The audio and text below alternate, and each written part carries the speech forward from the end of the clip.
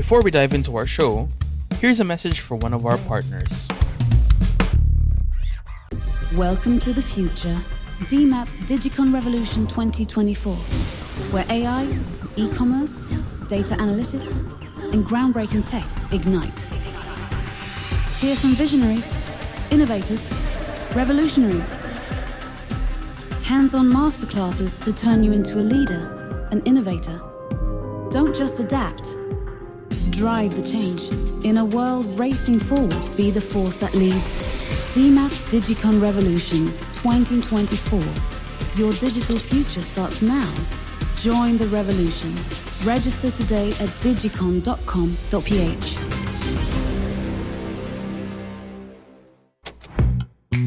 The Pod Network Entertainment.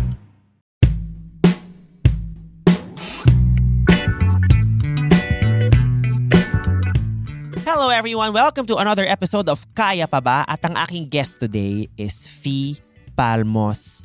Very decorated thespian, a star of the stage and screen, and someone who I have had the great privilege of, I think, being able to call my sissy, my friend this year. Isa siya sa mga nakilala ko this year. And Diyos ko, ang dami namin pinag-usapan. Ito yung parang actors on actors, variety, Vanity Fair, fantasy namin. But more than that, we just talk about, the gift of being a Pinoy queer living these days. So enjoy this episode with Fee Palmos.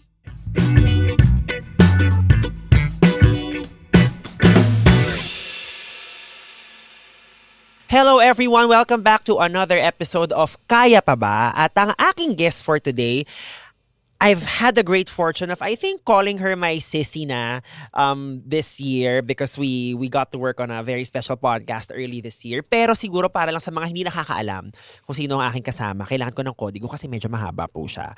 Okay, ang aking guest for today is an actor. You've seen him on stage, film, and television. Most recently, napanood ko siya sa sold-out run ng Mula sa Buwan as Rosana.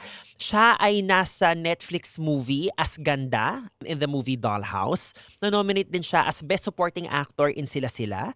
At nag-aada din siya sa Jaja Saturna the Musical.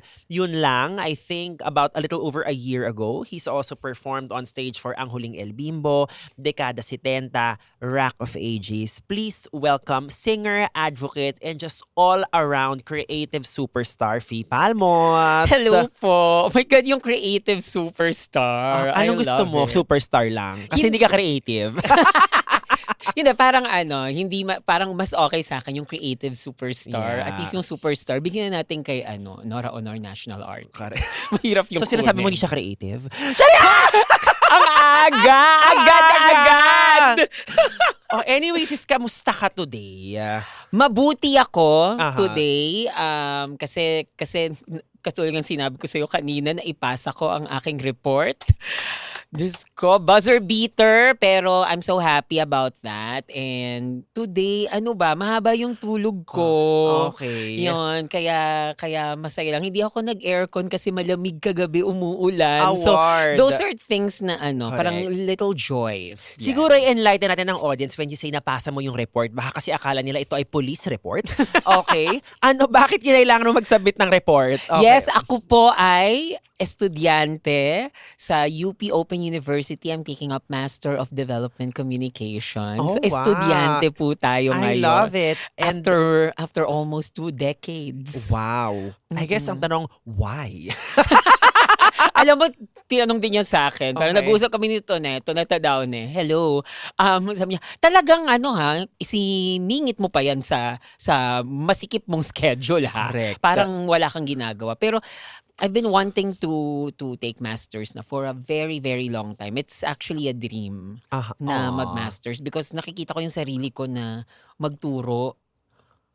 Okay. Oo, gusto kong magturo, maging teacher because parang feeling ko with all the experiences na nakukuha mo sa buhay mo, parang yun yung pinaka appropriate avenue to share what you have experienced and Correct. what you've learned. So, yun. Tsaka parang nakikita ko lang yung sarili ko na parang when I'm like mga 50, ganyan, meron na lang isang maliit na theater guild I na, love it. na Tapos nino-nurture. pag teacher ka na, ang ganyan. tawag na nila sa ikaw na si Teacher Rubilin, di ba? If ever. Okay, so yun nga, everybody knows you to be the actor, the thespian that you are, from the screen to the stage, or maybe just acting like a fool. You can do it all, right? We do our best. We do our best. I guess what I want to know, when do you remember the performance bug biting you? I think it all started with Miss Saigon. Oh, correct. Yun talaga. Akala ko pa yung Miss Saigon nun. Beauty contest, Ay, mami. wow, very good. Very good. Okay. Miss Saigon, beauty contest, tas nanalo si Lea Salonga. Siya Wow. si Miss Saigon. Ganun ko, Diyos ko, ganun ko siya naisip. Pero I have this friend, si Jana. Hello, siya na yung makeup artist ko now. So, si Jana, meron siyang tape ng Miss Saigon. Tapos it's the first time that I listened to that tape. Tapos yun na. Tapos this is in the 90s. So as in ang hirap, ang mahal po na mag-internet, 60 pesos per hour nung time na yun. Sa Netopia ba ito? Sa Netopia ito. Okay. Sa Netopia po ito. So ang ginagawa ko, fast forward, rewind, just to write the lyrics of the songs. Oh my God. As in, so memorize ko yung songs because of that.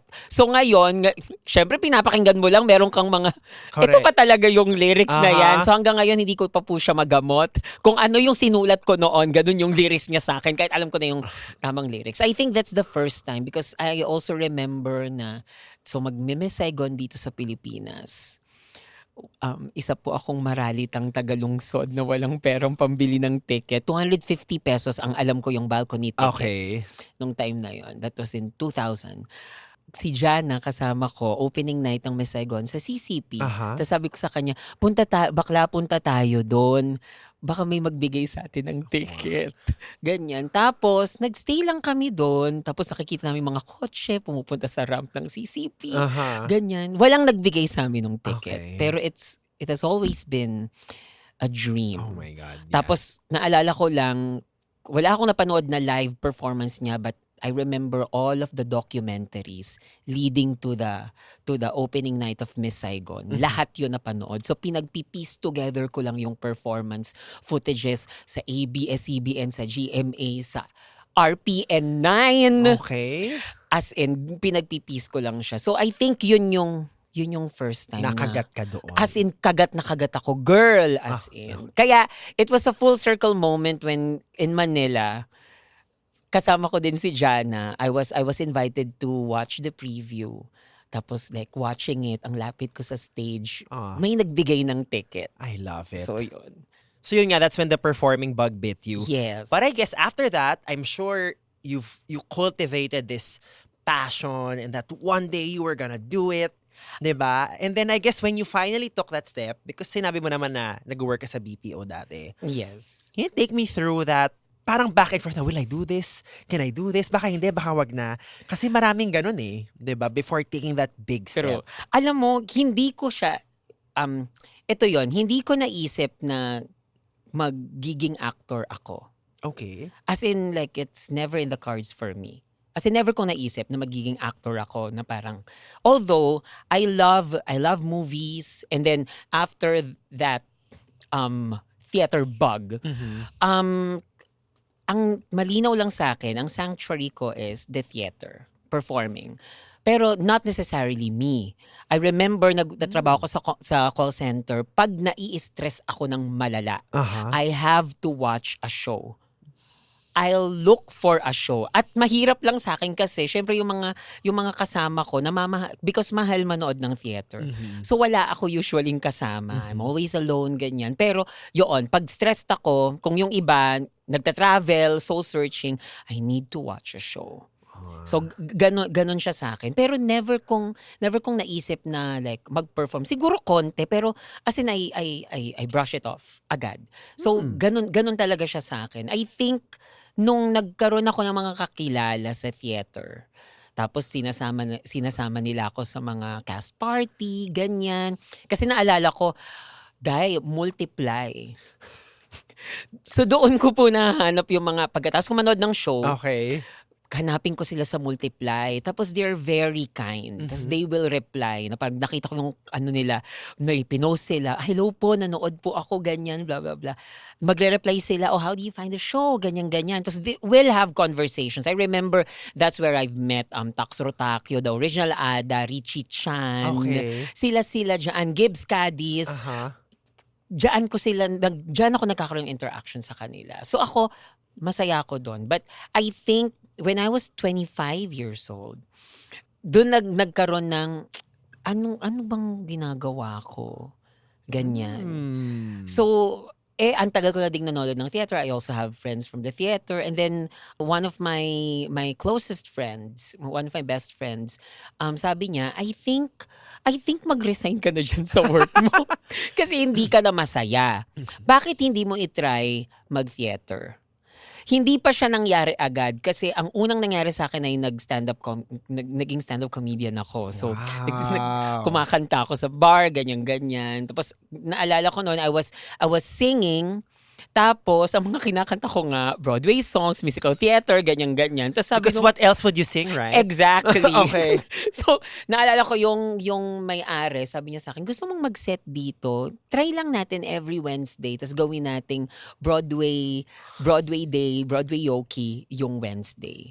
Tapos dun lang siya nagsimula. So like, I'm just performing. Medyo malapit, pero it's not theater performing. No, but it makes a lot of sense because I think these days, parang you kind of have to self-produce your opportunities these days para like to make it happen. Yes. And parang you were already doing it like pre-social media if you kind of think about it that way. Oo nga, no? Diba? Hindi ko naisip. Parang Pero, ganun siya. Oo, ganun lang siya nangyari. Sige po, try ko pong every Wednesday. I'm still doing my full-time work there. So, naalala ko, parang non-voice ako. So, nakahanap ako ng account na non-voice. Tapos, ang ginagawa ko, pinapakinggan ko, inaaral ko na yung mga songs ko habang sumasagot ako ng email. Wow! As in. Tapos, naalala ko, I was studying this, yung version ni Christine Chenoweth ng Maybe This Time. Di ba may From high Glee? note? From Glee. Okay. So may high note siya doon din na di ako pinapakinggan ko lang. Tapos yung mga katabi ko, nandun na sa high note. Napapaganon siya. Eksena nito. Bakla masyadong malakas. Yung ganyan, kasi inaaral ko siya. Yung ganyan. So after ng shift, pupunta ako doon. Tapos magseset ako, ganyan. So may audiences ako, friends, ganyan. So that Wednesday, nadagdagan siya ng, sige, pwede ka nang mag-Friday. So, pinartner na ako dun sa mga nagseset talaga. Tapos, meron ka na ding Saturday set. Yung mga ganon. Then slowly, nag-resign ako sa BPO, ganyan. Pero, I got involved with NGO work. Pero, doon na nagsimula. Correct. Doon na nagsimula na, okay, I'm performing. I guess in that moment, were you conscious na parang, wait, I'm getting an education in performing without having to, get a degree for it? Because for me, experience is the best teacher. And like, based on your story, it seemed like you were getting like very, very valuable lessons in real time, in the real world. Kinilabutan ako dun sa sinabi Diba? mo. Because, pag tinatanong kasi ako, parang meron ka bang degree sa theater, ganyan-ganyan. Hindi, it's really, everything is really based on experience. Kaya nga, ang lagi kong sinasabi sa mga aspiring theater actors, you have to watch shows. Because really, that's the best teacher. And then, if you'll be given that chance to like talk to actors, because most of the time, kapag nag-stage door kami, we'll have that conversation with you. Take that. Kasi ako talaga, dahil ang babait, ang bubuti, ang welcoming nung mga taong hinahanap ko sa Multiply, sa FB, Correct. ganyan. Tapos talagang they ask me what I think. Mas ang sarap niya sa pakiramdam. And as you said, hindi ko na-realize na that's an education for me. Yeah. Oo. So, I'm just very lucky and just very fortunate na ito yung mga nakahalubilo at naka-interact kong mga tao. I love it. And then eventually you got into your first professional production, which which was is Ibalong, Ibalong at in- the CCP. Okay. CCP, ate. First professional Ganon! production, CCP. Dati nag-aabang ka lang ng tickets doon, di Oo, ba? oo. That's it. So CCP, ang saya because naalala ko, it was Tox Rotaki who directed it. Tapos nakilala ko si Sir Tox. Tapos nagkaroon kami ng affinity sa isa't isa because favorite niya si Barbra Streisand. And I'm a Barbra Streisand fan as well. So naalala, dahil alam niyang kumakanta ako, ang sabi niya lang sa akin, mag-audition ka, kailangan ko yung boses mo doon. Kailangan ko yung boses mo doon. Yon. Grabe, no? Like, Grabe. yung instrument mo, I'm seeing it in... Oh, that's gotta be Alam mo, some... kinikilabutan na naman ako because these things are just stories to me. I didn't... Ngayon na sinasabi mo siya pabalik na parang, oo nga, no? Because that's his word, his exact words. Kailangan ko yung boses mo doon. Tapos, he just, said that in jest. As in, kailangan ko yung boses mo doon, mag-audition ka. And then I did. Tapos I Wow. got in. And that's where I've met Mike Salomon. Hindi pa siya musical director noon, he's our lead.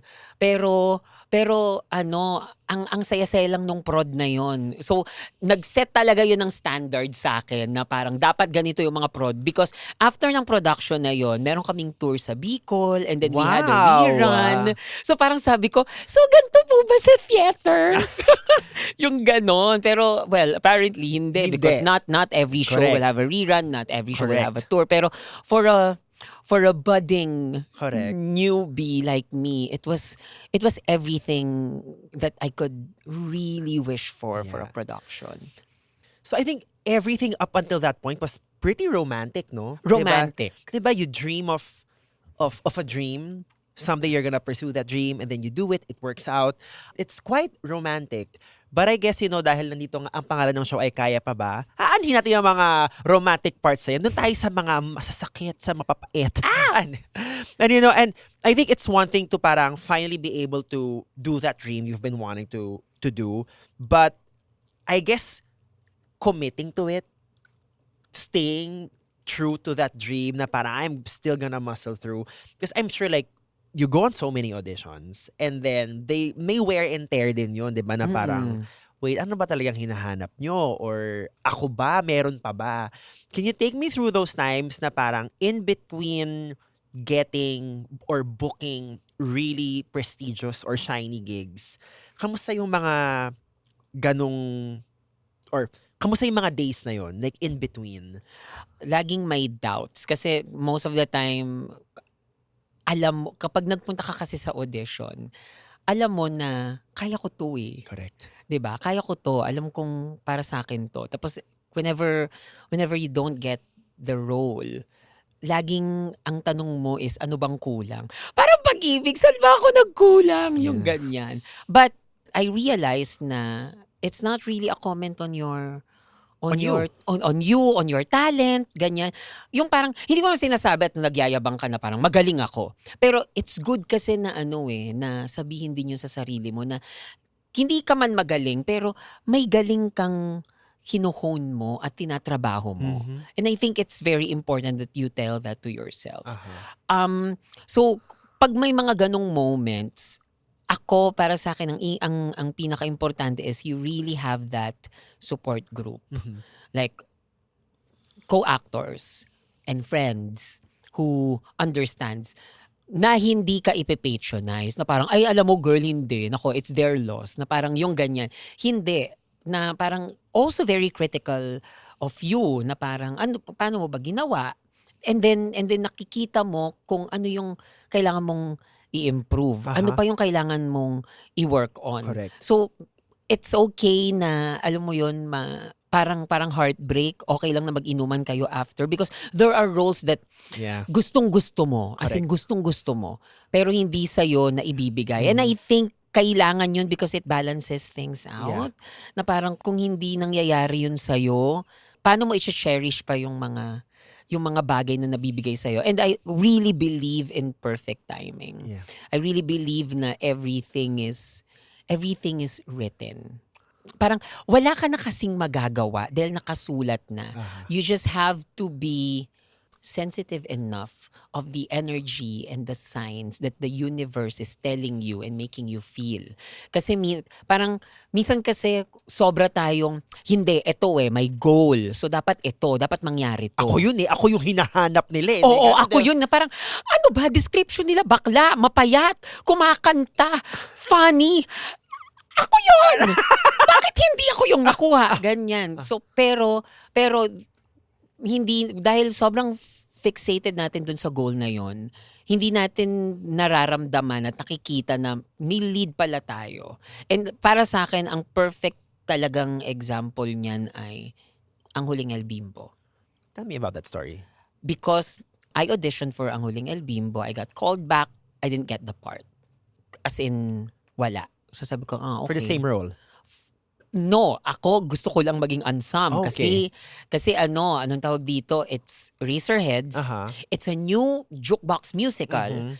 And it's Mike. Tapos, parang that's also the time of Rock of Ages. And parang gusto kong may gawin ng bago. So, kaya gusto kong maging part. And also, hello Newport Resorts World. Mahusay silang magbigay ng bayad. During that time. And then, you as an actor, a working actor, gusto kong makapag-work dun kasi mataas daw silang magbayad, ganyan. Yun lang yung goal. Yun lang yung goal. And then hindi ako nakuha. Tapos, iniiyak mo yon. Tapos, may sumalo naman na Rock of Ages. It's fine. Pero, alam mo yon, parang, yeah, of course. You have this thought na parang, paano kaya kung kasama ka nun? Then you watch the show. And then, it's natural to want more. Diba? Exactly. Yeah. Oo, parang hindi dapat tayo mahiya. Correct. Tungkol doon. So, hindi nangyari. Ganyan. And then, I think 2018, latter part of 2018, there's going to be a rerun. I was asked to audition. Tas wala sa isip ko that it's going to be a role or something. Wala talaga sa isip ko na, parang, nasa isip ko, kailangan nila ng ansam. Kasi sabi ko, kahit ansam lang. Kasi nga malaki yung bayad. Huwag tayo mag-deny. Mukha tayong pera, okay? Oo, mukha tayong pera. Okay. Diyos ko, kailangan natin yan. Tapos, it was Tita Menchu who said na they want me to read for a role. So, okay po, sige po. But during that time, I'm going to attend a conference in New York. Because as an advocate po, ganyan, naatasan po tayo na mag-talk doon sa UN on tuberculosis. Tapos nandun ako sa side ng HIV and AIDS. So, yun po. New York yun, mami. Pucha pang pelikula to, no? Do you read for this role or do you go to New York? Kaya ang paniniwala ko talaga, nakasulat lahat. Because, sabi ko, Tita Mench, I'll be going to New York po. Parang ito po yung date ng pag-uwi ko. And most of the time kasi, kung hindi mo magagawa yung reading, at saka nakasked. Oo, nakasked yan. Ang hirap ayusin ang sked ng artistic team, correct, audition and all. Tapos, okay, I'll get back to you. In my head, akala ko talaga na parang wala na to. Pero hindi ko pwedeng ipagpalit yung New York. Correct. First time kong mag-New York. It is the concrete jungle where dreams are made of. Exactly. Diba? So parang, oh my God. The city that never sleeps. Saka Broadway, mami. Correct. I'm sure nakapila na yung Broadway list mo. Totoo! Nakapila na yan. Nakaplano na yan. Okay. Diyos ko. So parang hindi pwede ganyan. So I'll get back to you. Tapos sabi ni Tita Mench, tapos bumalik siya sa akin, tapos sabi niya, okay, we'll do the reading pag uwi mo. Award. That's the first. Okay, we'll do the... So sabi ko, oh my God, it's big. Ganyan. So pag uwi ko, I did the audition. Now, a quick message from one of our partners. Welcome to the future. DMAP's Digicon Revolution 2024, where AI, e-commerce, data analytics, and groundbreaking tech ignite. Hear from visionaries, innovators, revolutionaries. Hands-on masterclasses to turn you into a leader, an innovator. Don't just adapt. Drive the change. In a world racing forward, be the force that leads. DMAP's Digicon Revolution 2024. Your digital future starts now. Join the revolution. Register today at digicon.com.ph. Eto na. Audition. Sinuro sa amin yung kanta. At ang pinaka-importanteng kanta dun sa young cast ay ang kantang Alapaap. Tinuro yung kanta. Nakuha ko naman yung kanta. Pero nung kinakanta na namin sa harap ng panel, pumiyok ang bakla. Yes po, nang malalay. I can still remember yung tunog nung piyok na yun talaga. Tapos pagkapiyok ko, sabi ko talaga, hindi ko na to makukuha. Hindi ko na to makukuha. Kasi sino namang kukuha sa'yo nang pumiyok ka na, girl? As in, ganyan. So sabi ko, okay, ganyan. Tapos ang sabi ko na sa sarili ko, kasi there's, tatlo yun eh. Alapaap, we'll sing Aling Nena, and then we'll read a scene from the show. So sabi ko, okay, i-enjoy ko na lang to. Sabi ko talaga, as in, Baklain na lang na. enjoy na lang natin, baklain na lang natin to. Ito naman yung rason kung bakit nyo ko tinawag. Yun na. Ganun na lang gawin natin. So I did Aling Nena, it was fun, and then I did the scene. Ganyan. Pagkatapos nun, uwi.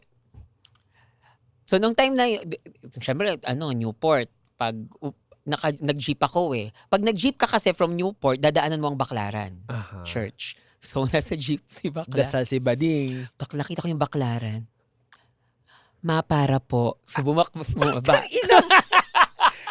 Bumaba po tayo sa Baclaran. Gusto mo yung may eksena ka ng para po, close-up shot. Yes! Ganon. As in, para po. Baba, ganyan. Tapos nagtirik ang bakla ng kandila. Totoo to. Nagtirik ako ng kandila. Because, sabi ko, ay hindi pa din ako nakakapagpasalamat for the opportunity of New York.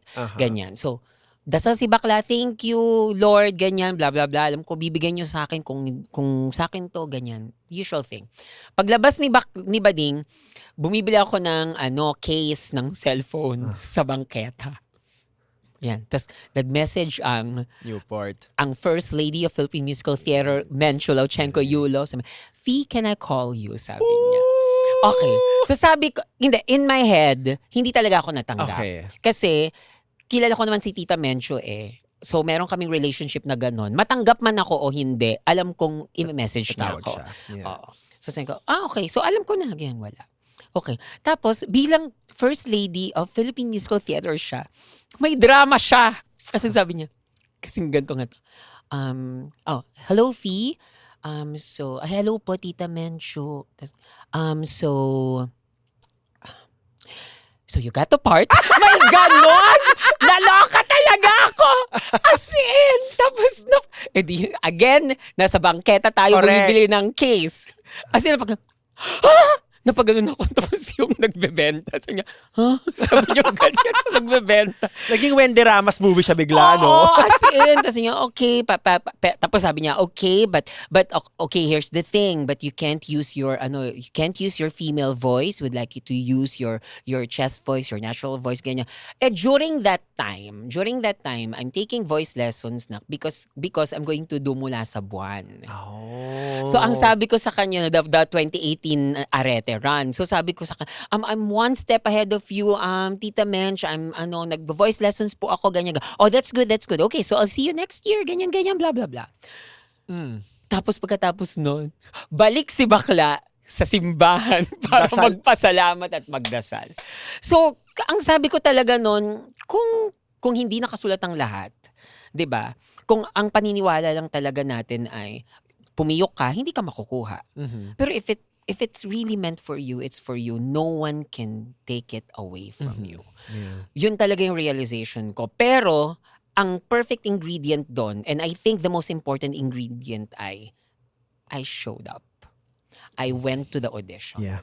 Kasi kung hindi ako nagpunta doon, kahit para sa'yo yan, hindi yun mabibigay sa'yo. So the value of showing up, yun yung na-realize ko. Na parang pwede kasing nahiya ako, tapos wag na, hindi na po, ganyan-ganyan.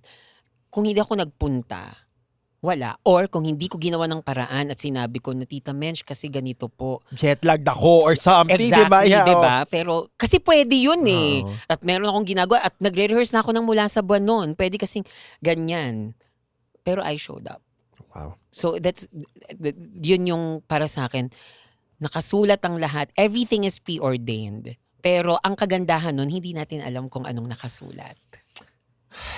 Yun. So you talk about showing up. So I guess these days, how do you show up na like for auditions, knowing na parang, you have a stronger sense of self, you know what you bring to the table, you've conquered demons, doubts already. These days, when you enter an audition, what is the currency you give yourself para, you get to show up for yourself? Ako when I go to audition, tama ka dun na alam mo na kasi kung sino ka. You know what to bring to the table. You have this sense of yourself that you've held in your heart and in your core for the longest time with all these experiences. Kapag meron ka kasi nun, hindi ka kinakabahan. Pero mas at ease, laging may kaba. Kasi ako naniniwala ako, kapag hindi ka na kinakabahan, kabahan ka na. Laging dapat may kaba. Because ibig sabihin nun, you put worth into whatever it is The that you're moment, doing. yeah. Yeah. So parang dapat may kaba. So ako, at saka kailangan mong tingnan kung ano yung role na ino-audition mo. Does it resonate with you? So ano yung maibibigay mo doon sa role? And based on my experience, laging kung ano yung, this is cliche, pero laging kung ano yung pinakatotoo sa'yo, yun talaga yung pinaka ma-offer mo dun sa role. Yeah. It's not the technicality or of your voice, the technique or whatever, the school of acting, Meisner ba yan, Chabak or Correct. Strasberg, Stanislavski, hindi yun eh. Ano yung like pinakatotoo sa'yo? Because para sa akin, hindi ako naniniwala doon sa proseso na tatanggalin mo yung buong pagkatao mo and you're a blank canvas. Tapos biglang isusuot mo yung character. Kasi kapag binasa mo na kaagad yung character description, you have an opinion on the character na eh. Hindi ka blankong pumupunta at tinatakil yung character. Meron na kaagad. So parang para sa akin, ano yung nag-resonate sa akin? Ano yung nakita kong totoo dun sa character na totoo sa akin? Yun ang impetus ko. Impetus? yun yung impetus ko of going to audition. Kaya when I go to audition, kung hindi man ako makuha, kasi Mami, this year, nakadalawang audition ako. It's an online audition pero dalawang ligwak.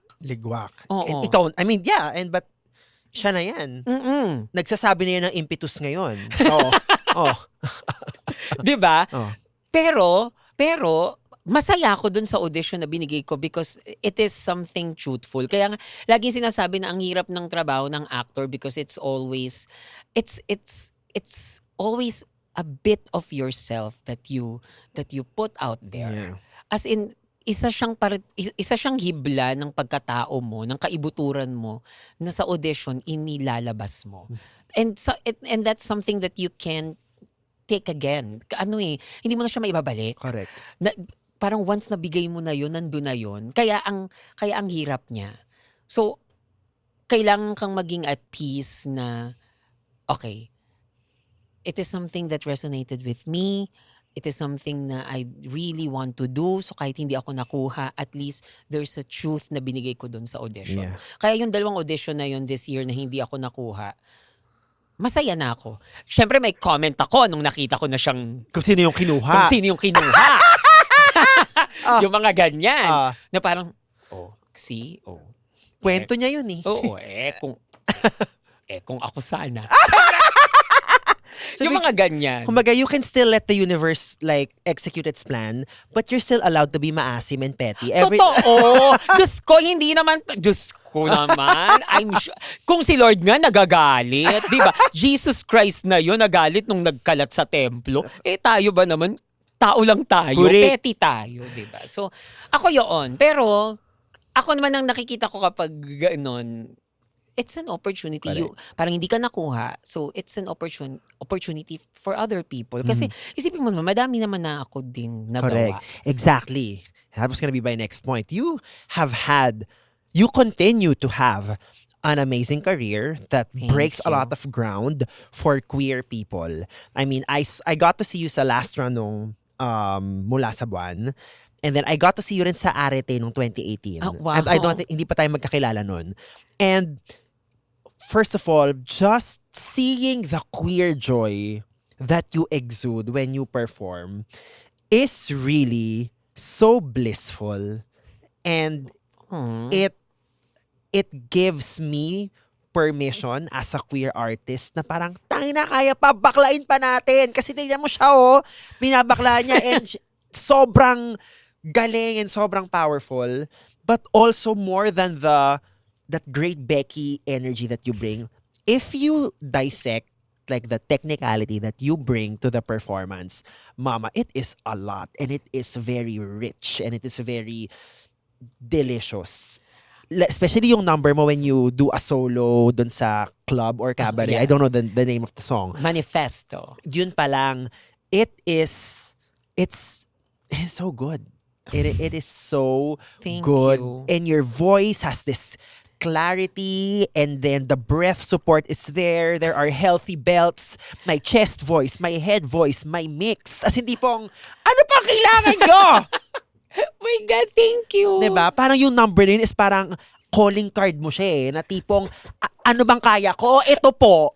Wala po Baka ako. naman. Wala po ako hindi kaya. That's also why I love it. I think that you. number is such a great vessel for every single extraordinary thing you have in your body. You know what I'm saying? Yes. So, and thank you for that. So, nagpaka-funny lang ako ng kaunti. Thank you, Baus. But I want to talk about representation because whether you like it or not, that performance or you doing that role holds a lot of representation. When people say it to you na parang it's very important or like, grabe nagagawa nito for the community, like, how do you internalize that? What does representation mean to you? Para sa akin, it's such a pressure. Uh-huh. Pero it's a pressure that I would welcome every single day because of how important it is. Kasi tayong mga bakla, ang daming mga pagkakataon, roles, scenario na ipinlanta sa isip natin na hindi pwedeng mangyari. And ako, ang pinakapaniniwala ko about representation ay yung mga imposibleng yun, kahit imposible siya sa isip natin, para maging posible siya, kailangan natin siyang makita. It can be fantastical. Judges at war na. 'Di ba? A guy falling in love with a queer person na hinabol niya talaga dahil kahit ang arte-arte ni Ada. Pa-girl si bakla. Pero hindi ba yun posible? Imposible ba siyang mangyari? Hindi. So para sa akin representation gives hope. Parang sino ba yun? Si Viola Davis ata yung nagsabi nun na parang ang para sa kanya ang representation is seeing a person do a manifestation of that something that you want. So parang kailangan mo munang makita bago siya maging posible sa'yo. Yeah. So kaya siya pressure. Kasi nung una naman, nung nag-audition ako para sa Mula sa Buwan, ang simula lang yan ay, walang nagre-resonate sa aking role, kundi yung role ni Rosana. Correct. Yun lang talaga Yun ang i-push natin. True. Tapos, sabi ko kay Pat Valera, nag-message ako sa kanya because we just finished doing Dekada 70, his thesis during that time. Tapos ang sabi ko kay Pat, pwede ba akong mag-audition for Rosana? Tapos it's something din na hindi naman naisip ni Pat. So sabi niya, sige, try natin. So I auditioned for Rosana. It was a gamble. Yeah. It was really a gamble. Pero pupunta din yun dun sa sinabi mo kanina, ano ba yung na-offer ko? Ano yung ma-offer ko? Kasi naalala ko yung audition na yun, it was down to 4 people. Tapos hindi sila makapili. 3 babae at isang vavai. Actually, because it was Matel Patayon, Rona Rostata, Lance Reblando. Pero hindi pa siya nag-transition nung time na yun eh. And then me. So, siya, para siyang The Voice Battle Rounds. So, we're singing the same song. Award. Tapos, bahala kayo. Ganyan. Siguro, yung my sense of self na parang I always believe in stillness. Na there's really power in stillness na parang I'll be able to convey this message just by looking at you and making you feel something. So yun yung ginawa ko. Hindi ako, sensuality, ganon. Correct. Nakatayo lang ako. Yeah, ganyan. your take on that character, there is a stillness, but at the same time, a tenacity to like everything that Rosanna did. And yeah, you're right. I love how intentional you were with that because I also got that. So, Thank you. Yeah. Kasi parang I realized kasi during that number, everyone is dancing. Na parang, tapos that's really the most intricate dance in the show. As in, ito yung, kung magpo-perform kami sa Tony Awards, yun yung ipo-perform. Diba? Swerte mo. True. Buti na lang. Yoon. So, ang naisip ko is to counterpoint it na parang there's this presence na parang yes, you have this big number happening but there's this presence here singing the lyrics to what they are dancing to.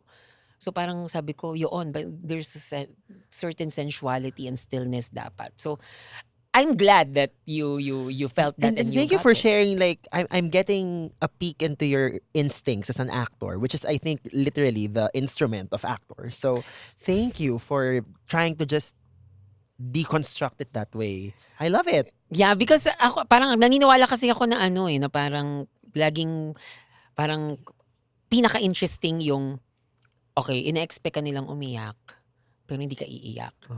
So by the time na iiyak ka, It's earned. it's earned. Yep. Na parang, na parang may, for example, someone, parang, your heart was broken. There's so many planes and choices that you can make. Kasi ang dami na nating nakitang na heart broken. Hindi naman lahat sila umiiyak. So saan ka lang umiiyak? So parang para sa akin, mas interesting yun na parang, hindi ako iiyak dito kasi alam kong nakakaiyak na to. Iiyak ako kapag humahagulgul na kayo kasi mas affecting siya. Love yung ganon, it. yung Ganon. ganon. So, Wala so pang yun. theater degree yan diba? Pero these are because of, watching and Correct. conversation. Exactly. Yeah. Yun talaga. Ganda. So, yun nga. So, the power of Rosanna, diba? You being cast on that role. But I guess, what I am curious to find out is these big roles you've taken on, like kunya, si Rosanna required you to risk a lot because you gambled, diba? When that eventually paid off, what did that teach parang your personhood? Anong life lesson na mga nabigay niya sa'yo? Kasi I feel like roles / projects also have a way of gifting us with lessons to take with us to whatever the next task is. So like with Rosanna in particular, what were some of the shifts in you? Hindi kasi ako go-getter na tao. I'm really timid. I know my place. Ganyan ako Parang I'm almost like a pushover. My friends would attest to this. Na parang, parang, pwede mo nga sabihin na bait-baitan ako Pero ganun lang talaga ako. I know my place. This is my turf. I'll stay. This is my lane. I'll stay in my lane. But Rosanna taught me na, every now and then you can gamble and pwedeng mag-pay off. Ganda. Pwedeng mag-pay off. So I think yun yung itinuro sa akin ni Rosanna. Kasi kapag tingnan mo yung character ng Rosanna, yes, mother. Rosanna is mothering, as in nurturing, ganyan. Parang she will inspire you to do the things that you love, ganyan. Malayang maging ako, ganyan. Be who you are, ganyan. Pero kapag tiningnan mo, paano siya nakarating doon? So, parang Rosanna gambled as well. And that pushed Rosanna to push other people as well. And I think yun yung nakuha ko noon. Because, again, it was a gamble Pwede kasing humindi si Pat. Now, Exactly. Hindi. Diba? Hindi kasi dapat lang, babae lang. Correct. Maaano tayo. Diba? Yung Correct. ganyan. Pero, nag-yes siya And I'm here. I was able to play it.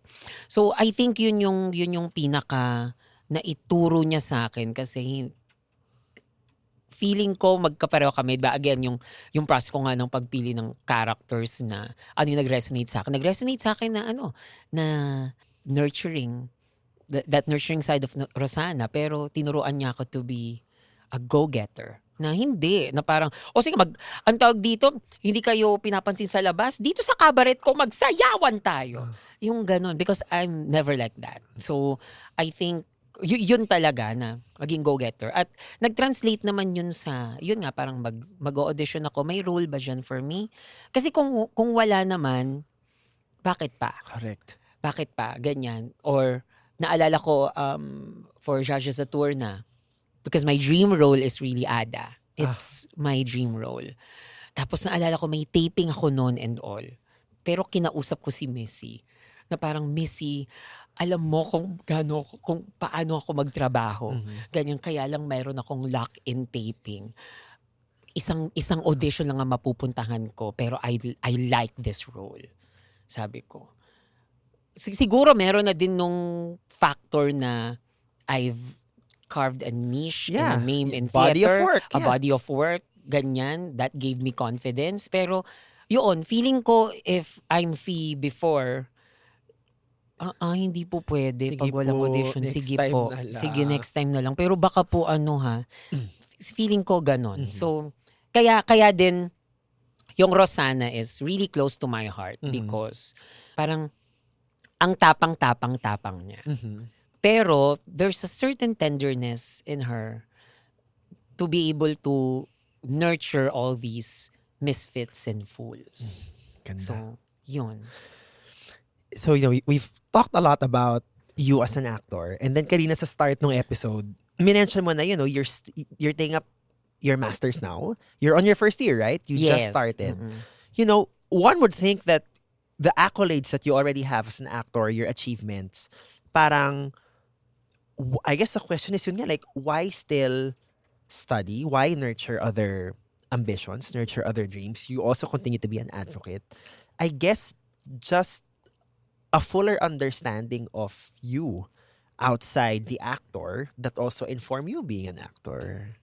Siguro it's dahil naging mabuti yung mga tao sa paligid ko, it's a form of giving back. And also because as I said, hindi ko naman nakita yung sarili ko na magiging actor ako or something, pero may naniwala. This is going to be a Lady Gaga moment. yung ganun kasi may naniwala na kailangan ko yung boses mo. Yung simple phrase, a simple sentence na may pangangailangan doon sa isang bagay na hindi mo naman nakita for the longest time na substantial or essential, kumbaga. So kaya ako nag-aaral at saka hindi nga siya hindi siya in a way related sa arts. It's communication. It's development communication because naniniwala ako na pwede din nating tingnan yung performances in the lens of communication. Paano siya mas magiging epektibo? Because performing is a way to communicate. There's so many things, there's so many layers ng isang performance. At performance pa lang yun ng isang actor, you're not looking at it as a whole production. So, para sa akin, yun din it's part of me being an artist na gusto kong mag-contribute doon sa audience development natin na parang kapag sinabi ng mga tao na pangit yan, bakit yan pangit? Correct. Hindi mo pwedeng i-dismiss lang ang isang bagay na pangit just because pangit lang siya. Hindi siya pwedeng taste level lang. There should be hindi naman deeper but at least an informed opinion. Why do you say something is bad? Why is it something? Kasi kapag sinabi lang natin na pangit ang isang bagay, anong nako-contribute niyan sa cultural discussion ng mga bagay-bagay? Paano yan makakatulong dun sa industriya na ginagalawan natin?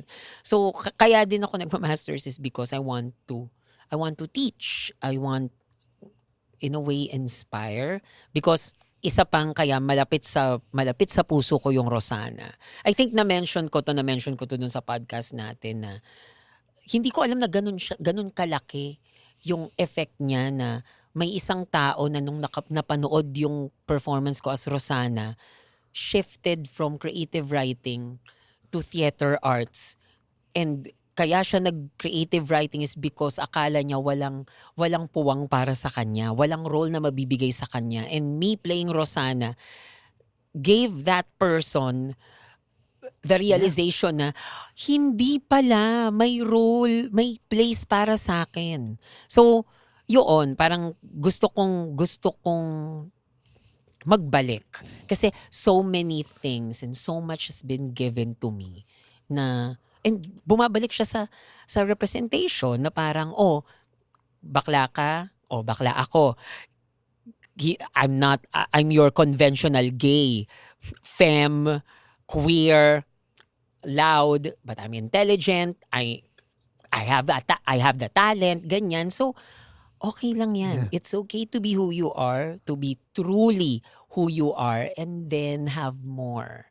And then share more to other people. Kasi pwede siya. And ask, di ba? Ganun yung ginawa mo dun kay Rosanna, tinanong mo, kaya pa ba? I mean, like, kaya pa ba? Pwede bang bakla to? Kaya ba? Di ba? So, yeah.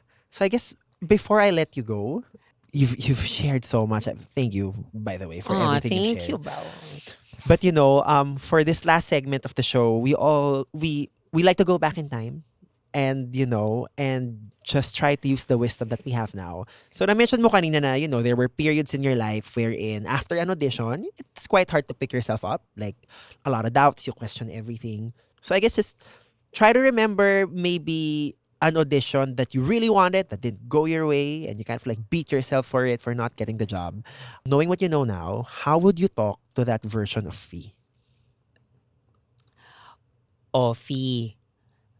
So hindi mo nakuha. Anong gagawin mo next time? Hindi ibig sabihin na hindi ka talented, na hindi ka magaling. Hindi ka pa magaling, pero may galing ka. At dadating ka dun na magiging mahusay ka. And you will be celebrated. Pero may mga tao sa paligid mo who will really tear you apart and will try na hilahin ka pababa. And it's fine because paano mo hihilahin ng isang tao pababa kung wala siya sa taas? So, ibig sabihin, you're doing something right. And you just continue in doing that something right. Being true to yourself, being true to your friends, nurturing them to the best of your ability. Dadating yung time na parang feeling mo ubos ka, hindi totoong ubos ka. Pagod ka lang, girl. So, hanap ka ng show, commune with your friends, and then after that, laban ulit. Kasi, great things are coming your way. As in, hindi mo alam kung gaano kaganda in the years to come. So, laban. Thank you, sis. Thank you so much. And especially that last line, given what I know now of what's coming soon, I'm telling you guys, something big is coming soon that involves this being from another planet, and it will be Gaggy. Gaggy. It's the term, right? Yes, Gaggy is the term. It is. Oh my God, wow, sis. Thank you. Thank you very much. I love you so much, sis. Thank you. Thank you so much, sis. And that is it for Kaya Pa Ba? With my guest for today, Fee Palmos. Maraming salamat, everyone. Yay! Kaya pa ba? Kayang-kaya. Yes!